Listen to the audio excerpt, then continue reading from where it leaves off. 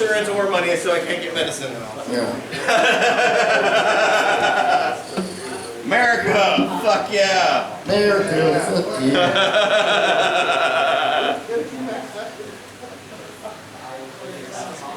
One, two, check, check, check. Ladies and gentlemen, Turn the game down. Yeah, that's why it's around.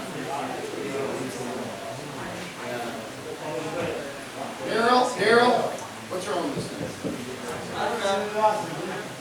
I don't know, yes! It's all right, I'll go to the good one. Everyone, may I have your attention, please? Including Daryl. Everyone in the building, shh, just calm down for a minute. If we can't get everybody on the same page here tonight, there's no hope for humanity. Chairs, tables, destroyed. I will destroy, no. Windows. I will break that pool table into shards. Yes. Hell yeah. No violence tonight. Aw. What if I said, come on? Well, maybe. But the reason I'm trying to get the whole bar quiet is, Daryl, I need less light. I know you're doing business here, but it's too bright for Surfer Jesus. You know, you can't go on in this light. You scare the fuck out of everybody. Yeah. All right. I will now make a third attempt to get 9 people to pay attention for a minute. And Daryl, if you don't mind, when you're done pouring those delicious drinks, just a little darker here on the stage. Yeah, I know you're on it. You're a badass. Daryl's been with the show, by the way, for a couple decades. And I yell at him, he yells at me, and we're both right. And then at the end of the day, I'm not aged like the president. and at the end of the day, we hug and get drinks. Oh, right on time, you two. Yeah, turn that freaking fan off, too. You know what? I'm tired of this club. Get this shit organized. Somebody turn that fucking thing off.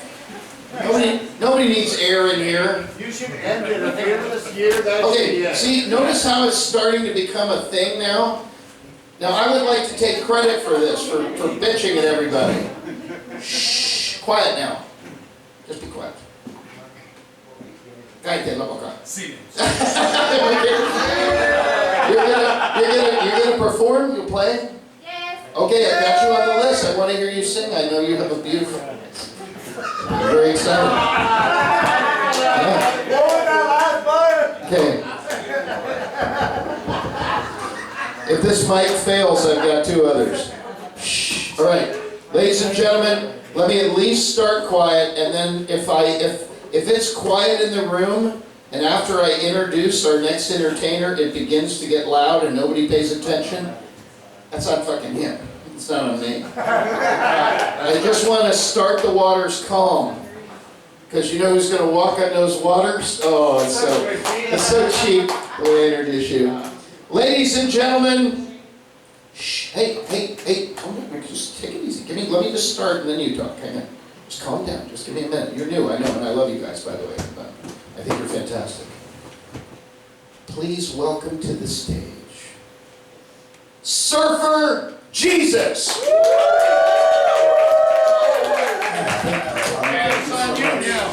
Thank you so much. Surfer Jesus was born in this space, so it feels good to be here. You guys having a, hold on, I gotta sit down. You guys having a good night so far? Yeah. Yeah, that's awesome. I'm not, but it's okay. How do you guys feel about emotional support animals? Yay or nay? Yay. So my fucking insurance company just totally denied me out of pocket today when I was on the phone. They're like, yeah, I'm like, what's the deal? I'm like, dude, you can't claim tequila as a support animal. Which is crap, because tequila's there for every emotion. Bad little dog will sit in my lap when I'm sad, but it's not gonna, I don't know, help me fight them 4 dudes at Applebee's on Margarita Monday. I'm glad you guys laughed. My insurance company said I still have to pay for the damage to the Applebee's.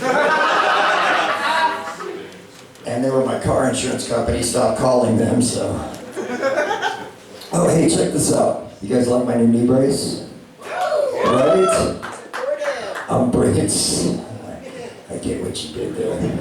Yeah, I'm bringing sexy back with this. I am, I'm bringing sexy back to the place I found it and putting it down. That's how I hurt my knee in the first place. I should have been. It is feeling better though. I got a steroid shot yesterday. Yeah, it's amazing. I woke up this morning and my knee was lifting weights and jacking off to a Joe Rogan podcast. So I think it's working. Oh my God. You guys were talking about ketamine earlier. So I'm about to turn 60, and I finally learned the difference between dumb and stupid, right? Okay, like, that time I did too much ketamine, I think we can all agree that was dumb. But that time I did it because I thought it was cocaine, well, that was just pretty stupid.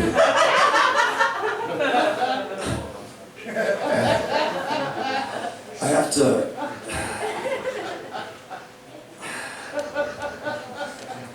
My mom was born in 1942. She died this afternoon. And I have to go back to Texas tomorrow. And just like the rest of my family, she is one of the sweetest homophobic racists you'll ever meet. Like, not even like, all lives matter racism, like good old school, not even bothering to code switch racism, you know? And so, my cousin Chris and his husband Patrick had recently celebrated their 35th anniversary together. Right? That's an amazing commitment. They're from this town, they're why I live here now, and during their anniversary, my mom was like, I just don't get it. How do they know which one's the woman? I was like, oh, you know what? I know the answer to this. I went to one of the meetings.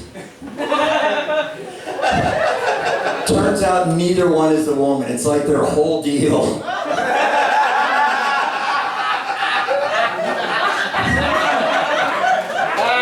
I grew up in Texas. It's a pretty toxic place.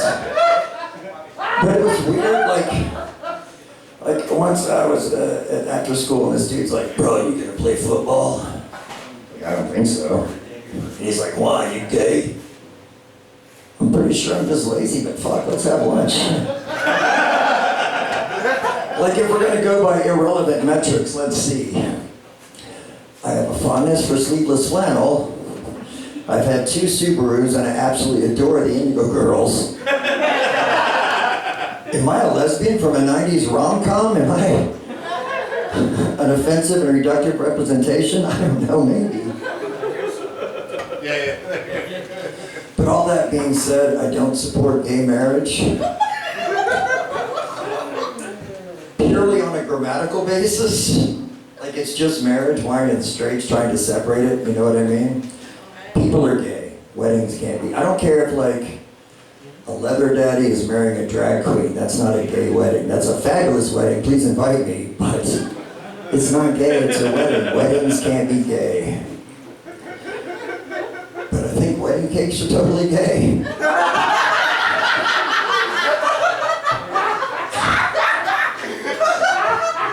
And obviously I'm only basing that on the 2 wedding cakes I know. My wedding cake friends, if you will. At our wedding, one of them gave us tickets to the Cher reunion tour, a B&B in Savannah, and rented us a Mini Cooper. And I was like, oh my God, that's so sweet, and that is so gay. And they were like, I know, right? And then the other gay wedding cake gave us tickets to the country music review in Branson and got us like a fishing trip.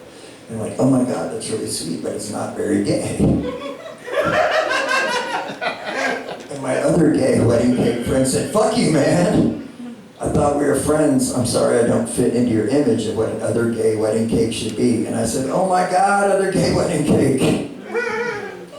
I'm so sorry I was so insensitive. It must be hard enough being chocolate.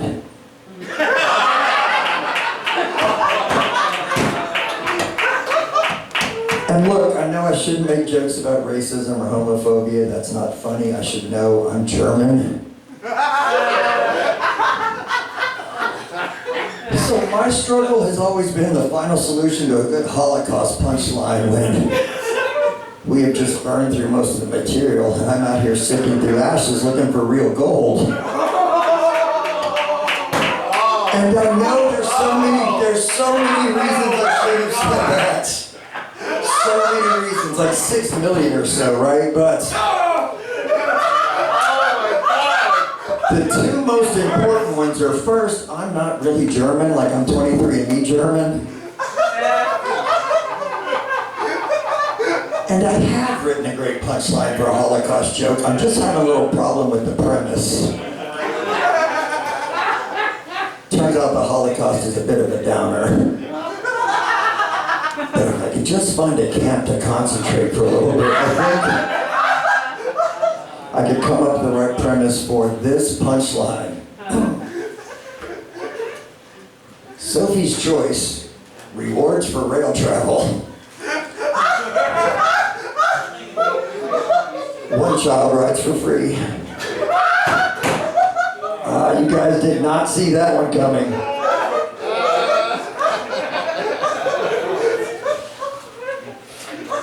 If there's any Germans here tonight, es tut mir leid, es tut mir so leid.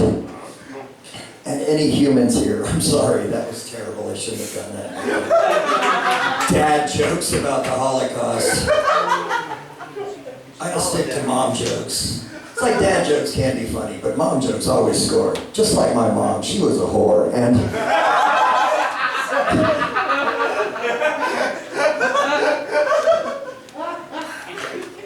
obviously I'm working some stuff out right now. I've been a stay-at-home dad for the last 15 years, and I recently went back to work as a line cook at the age of 58. And I fucking forgot how physically demanding it is to do cocaine every night at work, because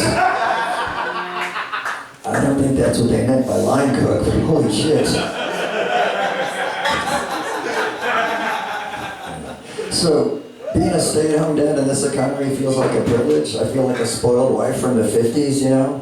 Except for bank accounts and body autonomy, but I do feel like even though I do all the cooking, all the cleaning, all the shopping, I take care of everyone, I still make time. Like once a month I'll have a big pitcher of martinis, you know, take 2 Valium and bang the shit out of the pool boy. Oh my God. It's so amazing. Sooner or later my wife and I are going to have a serious talk, you know, about probably getting a fucking pool, because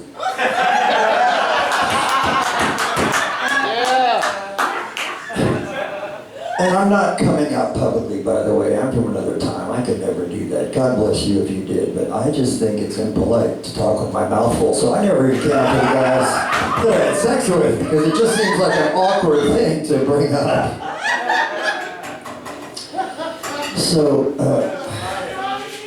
I'm having a rough week emotionally. Last week, my youngest son turned 16. He's taller than me now. Both of my boys are driving, and I was their caregiver. I was the one they cuddled. I miss, you know what I mean? I'm a little emotional. And I went into the bathroom the other day, and my big new meat tenderizing hammer was in the bathroom. Right? Like, so many questions that I never wanted answered. Like I know they're homeschooled, but I didn't think you had to be taught how to do that. That's not how you eat your meat. I thought intuitively, like I'm not kink shaming my kids, obviously, but I just have to get a new hammer.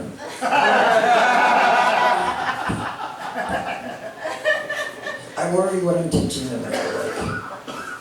As many of you know, I've had OCD my whole life, and I was just recently medicated. It made a huge change in my personality and functionality. Tom can attest to that. Before I was a comedian, I was a local eccentric that the town decided was mostly harmless. And I worry, one day I was in the car with my kids, they were like 10 and 12, and this dude pulled out in front of me. I'm like, watch where you're going, little bastard! And my youngest was like, Dad, that's a name. Oh my God. going, you old fucking bitch, because misgendering people is wrong, you guys. Thank you. I'm glad you guys like that. I miss when they were little watching the Muppet movies. I love the Muppet movie. I like the Muppets Take Manhattan, the Muppets Take Hollywood. The Muppets Take Gettysburg was okay, but the Muppets Take Heroin was fucking depressing, you guys. Like, I assumed he lived in the garbage can for a reason, but fuck.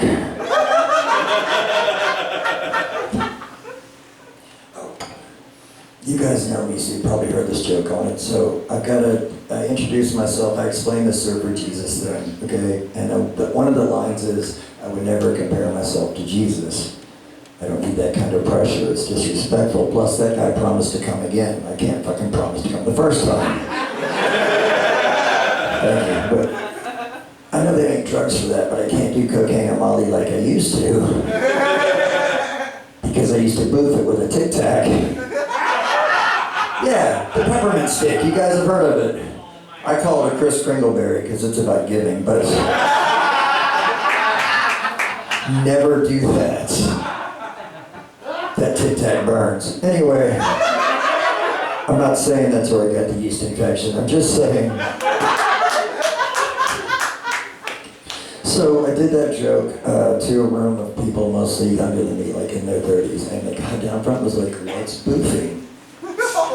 Okay, I can tell you, but it feels like grooming. Like, it's when you put drugs in your butt. And he's like, why would you do that? Like, the same reason you put them anywhere else, basically. In fact, you have a choice. I would definitely go for the butt drug party. It's going to be more memorable.